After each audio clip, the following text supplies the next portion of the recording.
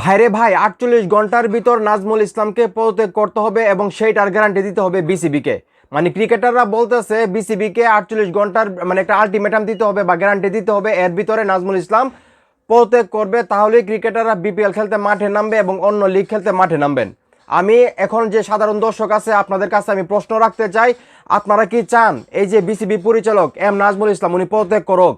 আপনাদের চাওয়াটা অবশ্যই কমেন্ট করবেন এবং ভিডিওটা শেয়ার করে ক্যাপশনে লিখবেন যে আপনারা যদি না চান উনি পদত্যাগ করুক, তাহলে অবশ্যই ভিডিওটা শেয়ার করে ক্যাপশনে লিখে দেবেন যে আমরা চাই না উনি পদত্যাগ করুক। এটা কিন্তু খুবই জরুরি আপনাদের চাওয়াটা।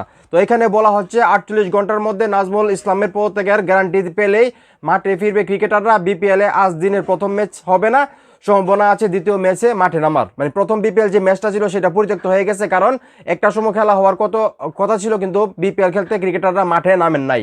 এখন তাদের নতুন যুক্তি বা নতুন শর্ত, বিসিবিকে আসলে দায়িত্ব নিতে হবে এবং ৪৮ ঘন্টার গ্যারান্টি দিতে হবে যে এর ভিতর যে নাজমুল ইসলাম আছে উনি পদত্যাগ করবে, তাহলে ক্রিকেটাররা মাঠে নামবে। তো এখন এই মুহূর্তে যারা আমার এই ভিডিও দেখতেছেন, এই যে ক্রিকেটারদের এই শর্ত বা চাহিদা, এটা কি আসলে যৌক্তিক? আপনাদের কি মনে হয় সেটা অবশ্যই কমেন্ট করে জানাবেন। ভিডিওটা ভালো লাগলে অবশ্যই শেয়ার করবেন।